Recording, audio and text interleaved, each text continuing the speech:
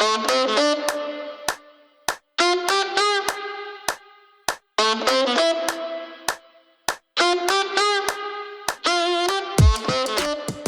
China, you should aim at 100 million euro business. And they were like, whoa, we never had a subsidiary that big. And he must be, either smoking something or he's like finding a really rare opportunity that we haven't seen before, right?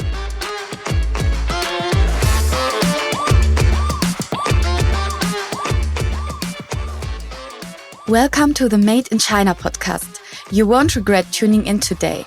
Not only because this episode is so exciting and long that we had to split it into 2 parts, but also because our guest is none other than Oliver Yuan, Managing Director and Senior Vice President from Brita. Join Damian and Thomas as Oliver shares an incredible journey of innovation, market challenges and strategic shifts that took Brita to new heights in China's competitive landscape. From riding the wave of e-commerce to pioneering local innovations, Oliver's insights are a treasure trove for any business looking to navigate the complexities of the Chinese market. Dive into the story of how Brita not only adapted but thrived by embracing change and leveraging local strength. A must-listen for professionals eager to understand the dynamics of successful market penetration and growth in China.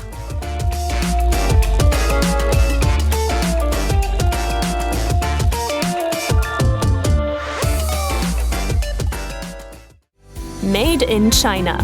Von der Werkbank der Welt zum größten Konsumentenmarkt und Technologieführer. Eine Reise durch das Leben, Business und die Kultur im Reich der Mitte mit Damian und Thomas Derksen. So, a very warm welcome to our podcast. We are very happy. We already had a talk before the talk about 20 minutes and we said we have to stop because we want to talk about it in the podcast. Our guest today is Oliver from Brita. He has a lot of stories to tell. He will do later, but as always, we will start with a small game. The game is called the A-B game. So we will ask you questions in the A or B manner and then you just, whatever answer is on your tongue or on your mind. Sure. Should I introduce myself a little bit? We will do that later. Okay. So maybe Okay. this game will also let us to get you know a little bit better. Okay. Exactly, little warm-up game, Oliver. So go ahead. thanks for coming along. And here's the first question: English or Mandarin? English or Mandarin? Up to you. Your choice. Beijing or Shanghai? I can do either one. Yeah. City trip or nature adventure? Nature. Car or bike? Car. Tea or coffee? Coffee. Still or sparkling water? Sparkling. Water filter or plastic bottles? Water filter for sure. E-commerce or retail? E-commerce. Innovation or tradition? Innovation. In-house development or outsourcing? Mixed combination. Perfect, great. And now's the time you've been asking for to introduce yourself a little bit, Oliver. So you've got a remarkable story to tell. Yeah, you are the guy who brought Brita to China. Can you tell us about your journey? How did it start and where did it bring you? Yeah, but wait. So the AB game, what did the answers tell you about me? Not a lot. It's just like a fun. It's just a little fun game too. I thought it would lead to some conclusions. No. It's just like a little fun game to give a little bit pressure because some people don't know how to decide. We just want to know if you choose sparkling water or still water. It's just like a little fun game for making the atmosphere a little bit more relaxed. Yeah, leads to a couple of conclusions. Interesting. You have coffee, so you're clearly also Americanized in Canada rather than only tea, right? And in-house or outsourcing, you do some with the TP, some in-house. So I think we will talk about that here in the next couple of questions. So it already tells us a lot of you. Yeah, thank you. Thank you very much. So coming back to your question, Damian, about the beginning of Brita China. So it goes back to actually, let me take this back a little bit further. So I went to North America in late 90s. So I went to Canada first, was working for a company called Clorox. Clorox is a spin-off P&G, so it's a smaller P&G basically. And then I got recruited by Motorola, the cell phone company back then, to work in Chicago. And that's how I moved in 2004 from Clorox to Motorola. And I worked at Motorola until 2009. So what really is interesting is that after that, I went to work for Brita, the German Brita, in United States for a little while before I came back to Hong Kong and joined the Swedish company. And the reason I came back was that in years 2008, 2009, China was really surprising the entire world with its economic growth. So there were a lot of opportunities. A lot of friends were calling me, was like, hey, you're missing out on a lot, and so on and so forth. So I decided to come back to take a look. So my first stop was in Hong Kong. So remember, I was working for Brita already. And then when I left, they were like, hey, we should keep in contact because Brita is looking at getting into China. Maybe we'll get in contact with you, and so on and so forth. So I thought it was nice. I said goodbye to them, and I came back to Hong Kong. And then actually the CEO then called me in Hong Kong, and he was like, hey, I'm passing through Hong Kong. Should we grab a breakfast? I was like, of course, so it's nice, right? And he told me that Brita is getting serious about getting into China. And he said if I would like to head up the development of Chinese market. So for me, back then it was 2012. 11 and 12-ish. Back then, the Chinese economy was taking off, but the country was heavily polluted with water pollution, with air pollution, and so on and so forth. So one of the things that I think definitely is needed by the Chinese people, and it will be beneficial to Chinese people, will be clean water, clean, healthy water. And that's what Brita offers. So I think the timing was great. And I think it's a good thing to do for the Chinese people and for the Brita brand, which I love. So I think, it's a lot of good things all combined. And then for me, as a Chinese being in the Western world for something like 15, 16 years, it's a good opportunity also for me to apply, my knowledge, experience, and skill in a market that I know. So I said yes. And then I was made the head of basically I was the only guy, the first guy and the only guy, so head of nothing. But I was the only guy, and they made this offer to me, and I signed it. So I came to Shanghai with all the excitement, lots of fresh ideas, and so on. And I came in was just like expected. The sky was gray. There were dead pigs in Huangpu River. Were you guys here? Yeah. 2013? But we heard about the story. Yeah. You literally see actually dead pigs floating on Huangpu River near where we take the city water, right? So crazy. It's pretty crazy. A lot of drinking water crisis. And I was like, this is perfect. It's not good to my health, but as a business opportunity, it's perfect. So I started this business. I was writing. I told Thomas there was a hotel called Damian Hilton. It does not exist anymore. It became another name. But Damian Hilton is one of the first 5-star hotels in Shanghai. So I kind of checked into the room and started writing the strategy. Really thinking about how I would do it.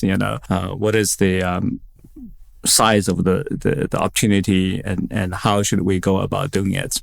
And one of the things, so I sent the strategy to the headquarters in Germany. And it started getting around, a lot of people read it. One of the things that they still remember today, and they still talk to me about it today, is that I said, hey, China, you should aim at 100 million euro business. And they were like, whoa, we never had a subsidiary that big. And he must be, either smoking something or he's like finding a really rare opportunity that we haven't seen before, right? So, and they still said that we were all shocked by your number. But we think maybe you're exaggerating, maybe it's, 70, 80 and you were like off, by 20% or 30%, something like that.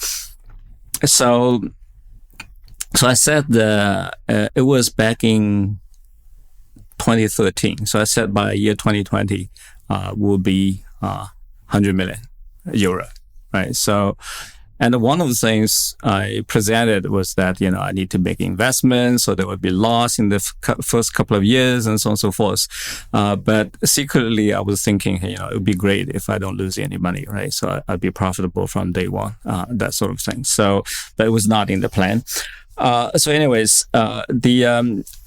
a couple of years later, actually, when I visited Germany, and they were like, we all read your plan. We were encouraged and shocked at the same time. And we showed it to heads of other countries and say, here, look at this. You guys should be ambitious. I was like, okay. And that was making me very popular. So anyways, that was just an anecdote. So I wrote that plan, and they liked it. Nobody was knowledge enough to really say, hey, it should be slightly higher or lower.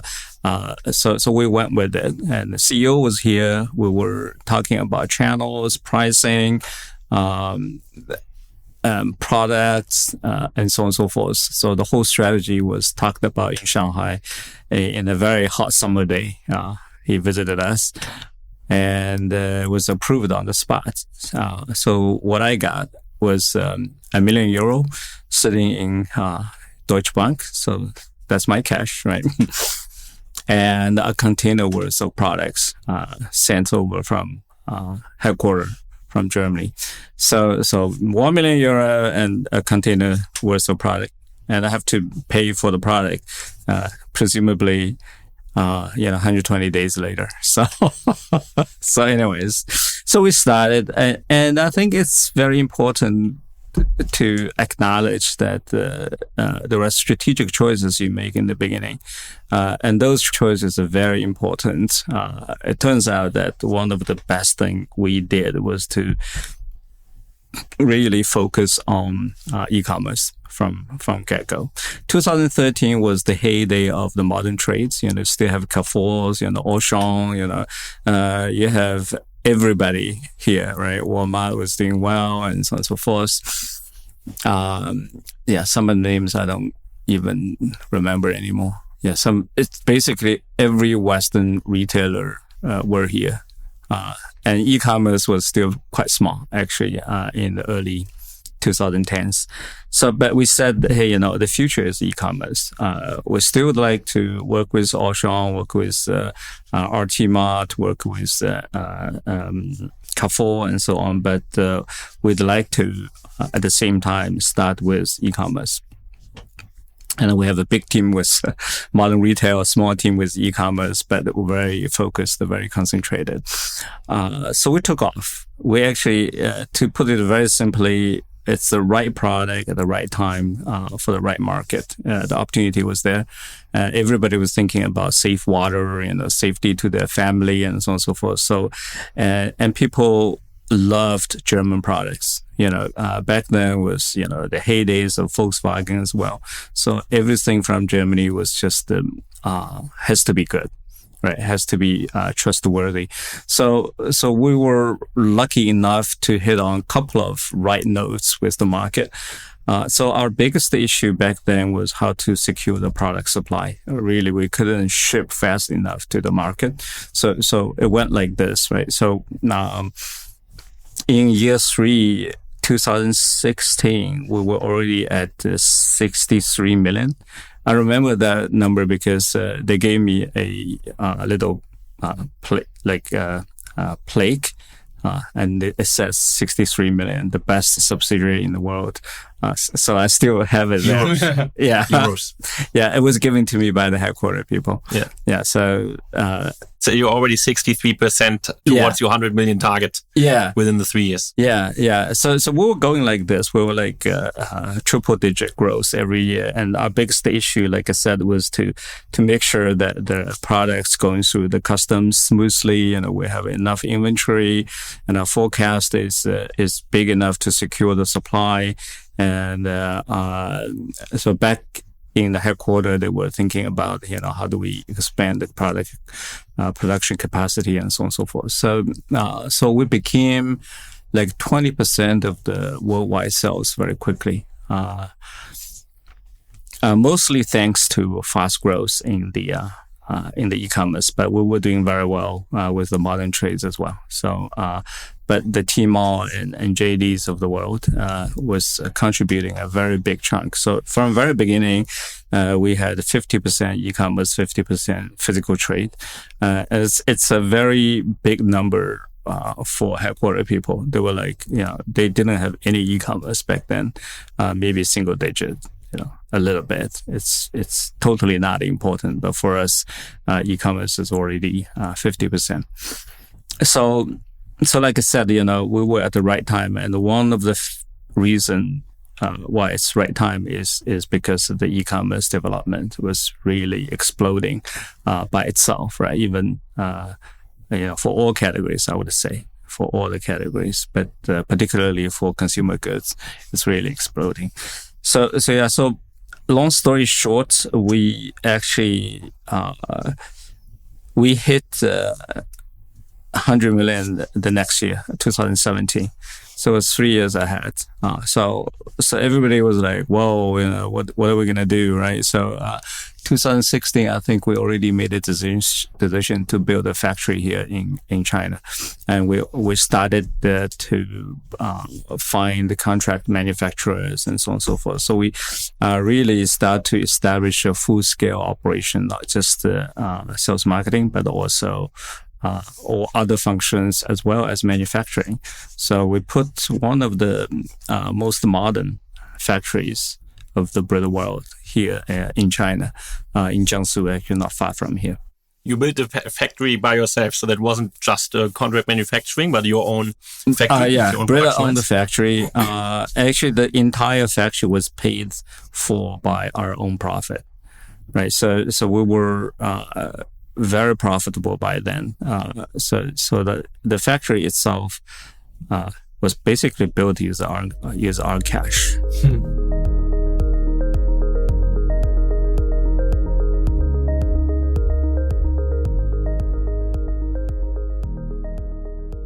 Maybe this is a good point to take a step back, and to the listeners who don't know, maybe you can explain a little bit what are the products of Brita and what services do you offer and what are your values and goals? Because we know everything, but maybe we have some listeners who don't. Absolutely. So, talking a little bit about this brand, Brita, Brita. This is a company established back in 1966, and it's created by a gentleman called Heinz Hankemann.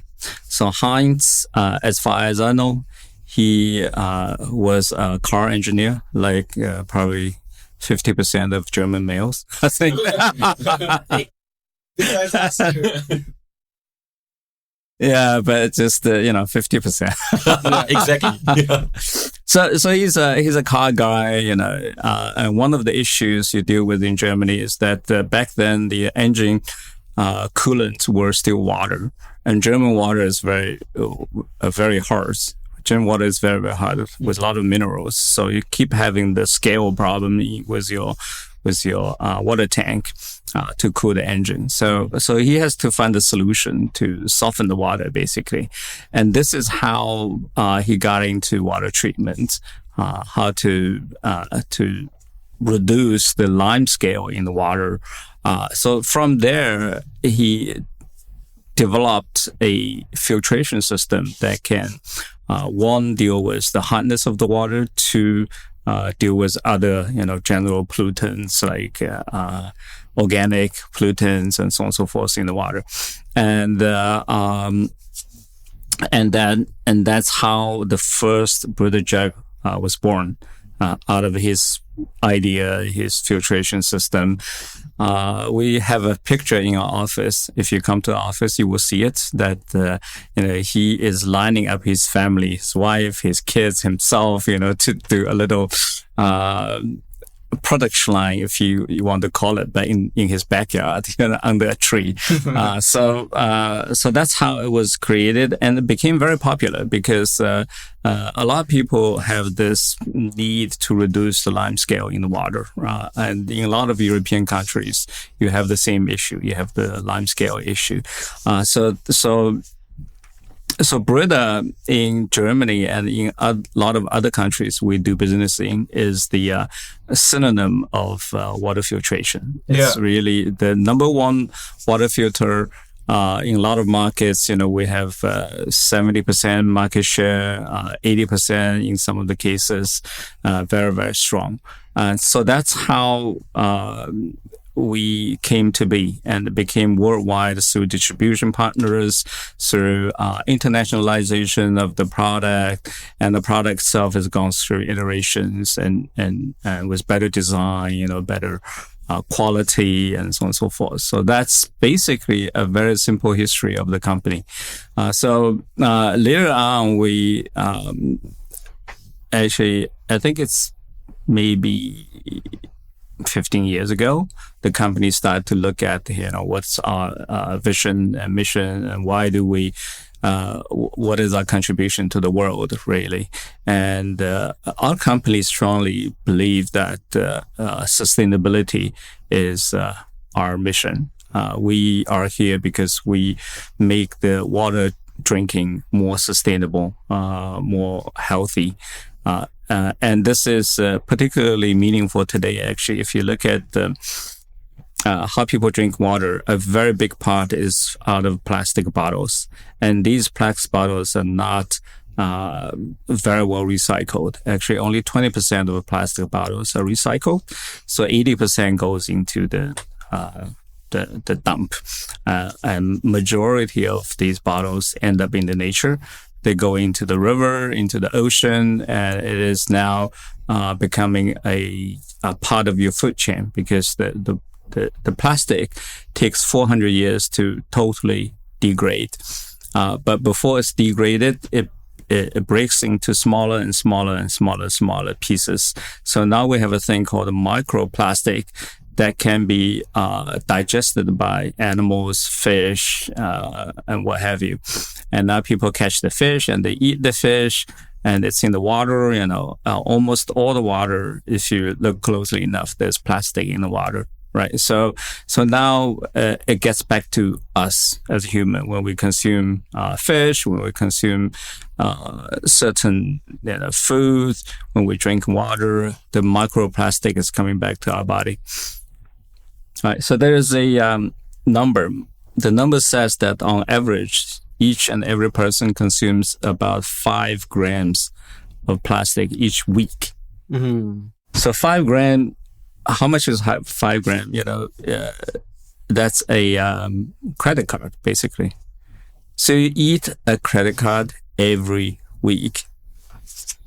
I'm not you. I mean, on average, everybody does, right? You too.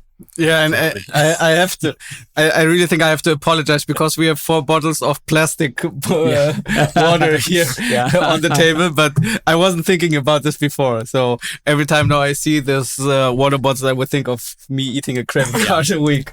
Now you know better. Yeah. So we think it's really our duty to tell people these facts and to educate people that, hey, you can drink water from the filter you have at home, right? You don't have to buy water in plastic bottles. And plastic bottles, not just the plastic itself.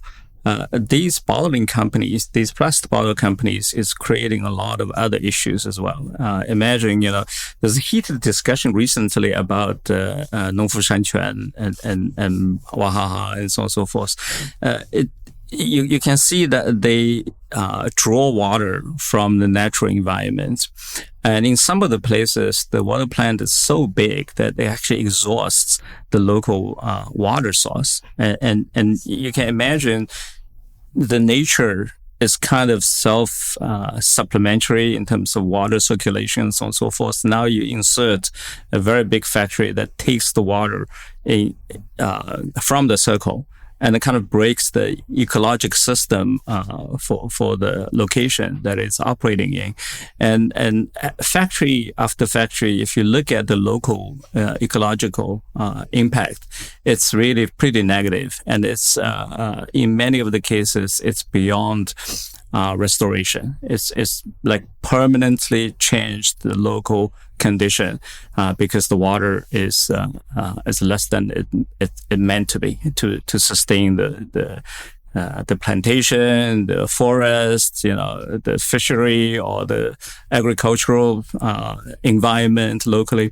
So that's just another issue, right? And then on top of that, I'm looking at Evian, and this is shipped all the way from France. To think about the carbon footprint it creates, right? So it's really contributing to global warming. In addition to the factory operation, the warehousing, the logistics, the store, and so on and so forth. So it's doing very negative things to the environment, to the global warming, and to the ecological system. And ironically, there's a research looking at the hygienic condition of the drinking water in the bottled water, and people think this is the highest quality. It is actually lower quality on average than what you get from the tap. Mm-hmm. Right. So, to give you the example of, United States, in United States, tap water is governed by EPA, I think. So there's a very strict regulation from the EPA for tap water to meet those standards. But this is, on the other hand, is governed by another agency. It's looking over the food and food safety, basically. And they're very understaffed, and the focus is always on the food, not on the water. So if you do the test, the bacterial level and so on and so forth is not better, and in many cases worse than the tap water. So there's many reasons not to drink water from the plastic bottle. But for us, Brita takes this on as our mission to really spread the message, tell people why it's better, far better, to use your filtered water. And filtered water is also fresh. And this has been staying there. I mean, I don't know how long it has been in that bottle, months on average, right? Yeah. Months, and it's being maybe exposed to high heat, what have you. The filtered water is always fresh. Yeah. It comes out of tap, you filter, you drink it, if it stayed there for too long, you filter a fresh batch and you can drink the freshest water, with filter. So that's, our mission.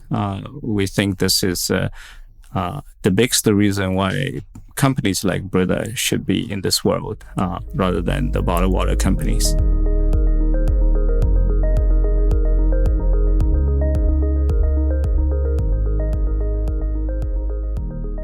Yeah, it's a very strong mission, and it's getting even more and more relevant today and these days, right? Also sustainability.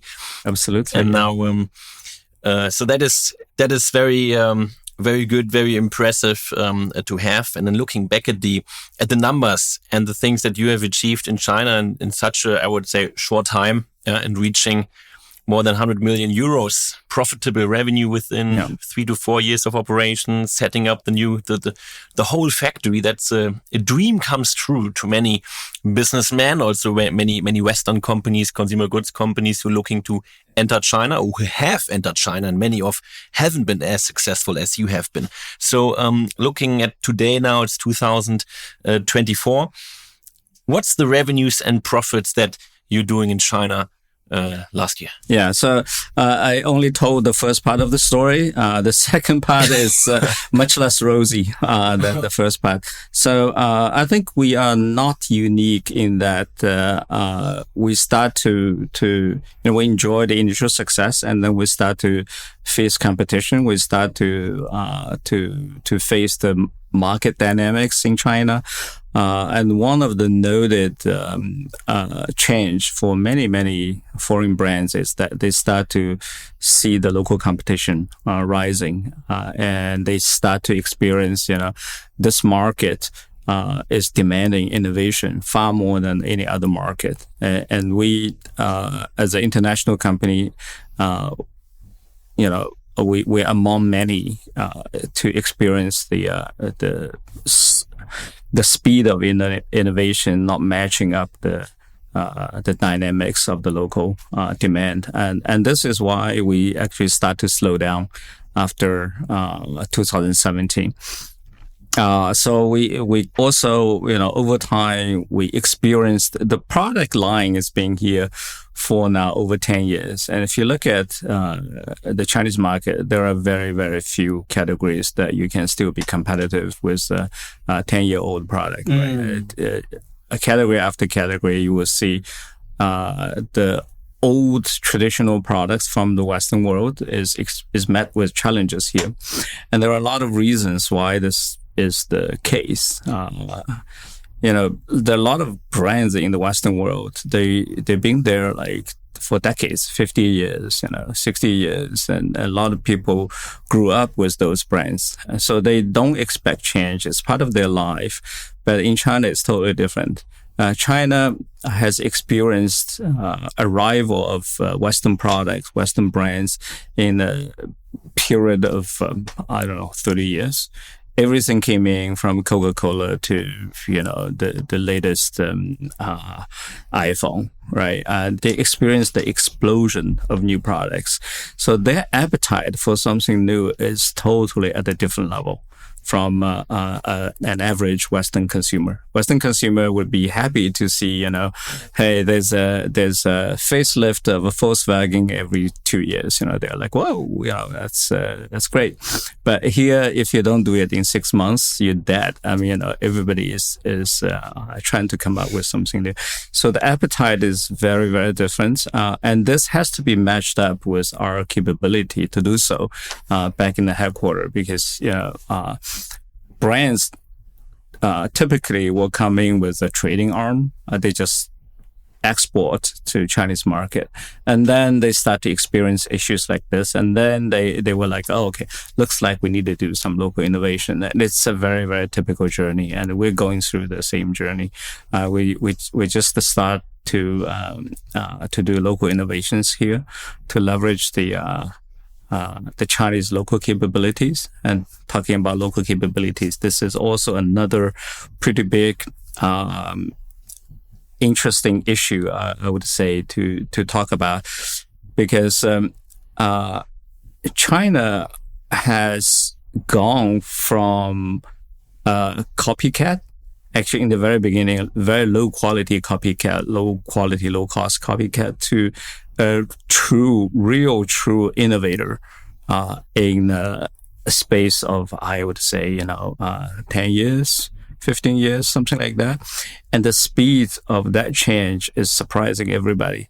So in many parts of the world outside of China, they still have not realized that China is one of the strongest innovation ground in the world now, right? So and for many Western brands, they are surprised actually how fast, how high quality, how low cost these Chinese innovations are. So one after another, they find themselves unable to compete. And some good examples you can also find in the car industry, with many brands, from Japan, even from Korea, they are not competitive enough, and mostly in the area of innovation, of new car, new technology, EVs and so on and so forth. So Brita took some time to realize this as a group. We are here to experience these firsthand. then we have to bring this message back to the headquarters, and we have to make enough people to believe, to really reduce the counterforce of disbelief, let's just say. And it's a fairly big thing to manage. It's a fairly big thing to manage. And if we have time or another time, we can talk about what I experienced at Motorola when Apple launched this iPhone. It's really pretty dramatic. It's a great story to hear. I promise you. But in a smaller scale, it's also true in many other companies, including Brita. So we have to make a corporate behavior change. And that's probably the toughest thing, I would say.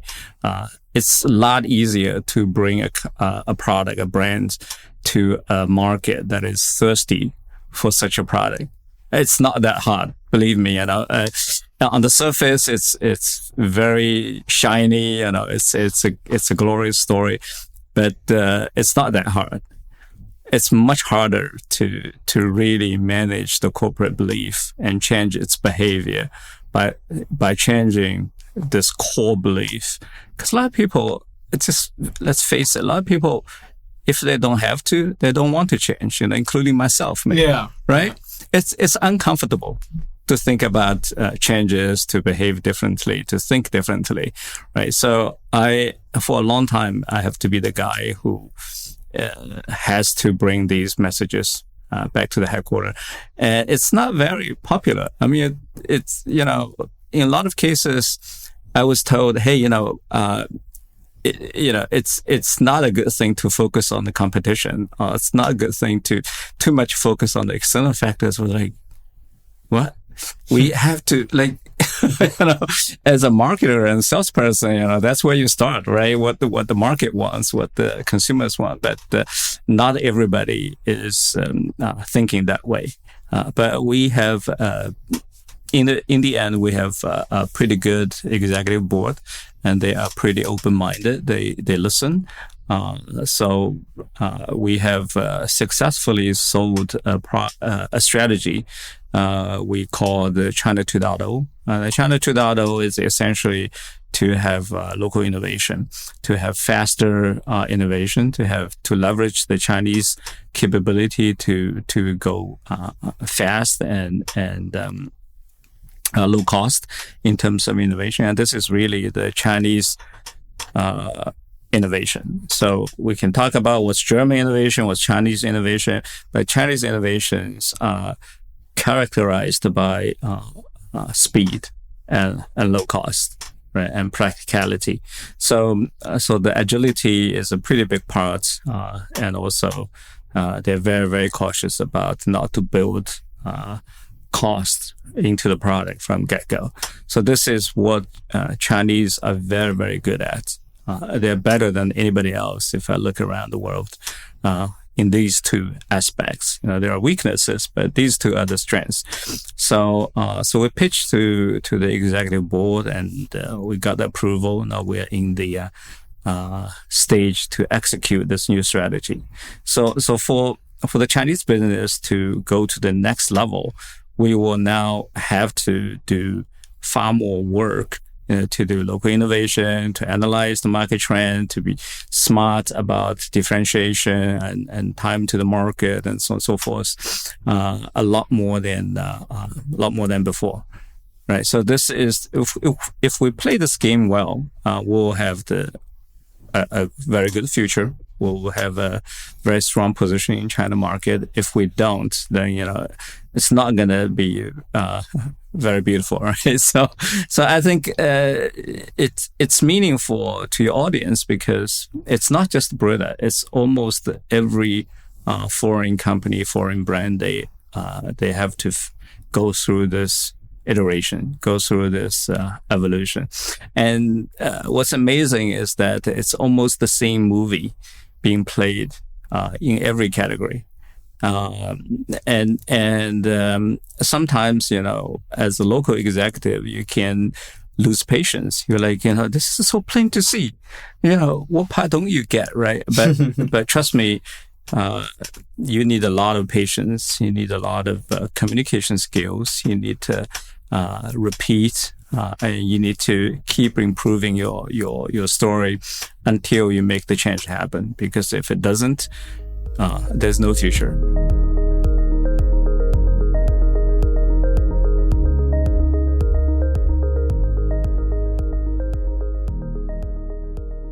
So there are also negative examples. There are plenty of negative examples where Volkswagen found itself to be caught, really lagging behind in the EV production. I think last year in March in Shanghai Auto Show, they all came, the CEO and the whole senior team were here, and they were like, shit, we're selling something that people don't want anymore, right? Yeah. So they were losing market share, and it's the same story in many, many categories. But in our case, we didn't lose the share so fast, so much. So we're keeping the stability, relatively speaking, but we're still buying time. We need to come up with new things, with new innovation and so on. So we started to launch products that we created locally, and it's doing very well. And the interesting thing is, here's another point I think the executives who listen to your podcast should take away. If you don't play this game in China well, and you think you can just, let's avoid Chinese market, it doesn't work, because your competitors will show up in your home market in Europe, and then you have nowhere else to go, right? So it's far better strategy to deal with the issue here locally in China, figure out a winning formula, and then you're not afraid of them approaching you in European market, because trust me, a lot of people are going that way. And how do I know? There are many people I know of course, they directly told me that they're going to Europe, right? So that's pretty straightforward. But if you think about it, China is a manufacturing superpower. Its industrial output is 35% of global industrial output. So that's more than a third of all the industrial output is taking place in this country. It is bigger than the next 9 countries combined. So if you look at the top 10, China is number 1, right? And you add up number 2 to number 10, they are not as big as China from an industry output standpoint. So this is to say, the manufacturing capacity here is going to find the market somewhere else, because there's no way China can consume that much. If you look at the consumption of the Chinese market, it's far lower. It's a very small percentage of the global consumption. So this mismatch means there's a whole lot of supply that is going to go out of China and find another market. So yeah, the Chinese products will show up at your doorsteps, unfortunately. So be prepared. It will happen. It's just a matter of timing. Maybe it's already happening. If not, then I heard the first batch of Chinese EV shipped to Germany just quite recently and start to show up on German streets. Yeah. So but this will happen category after category. Pretty sure.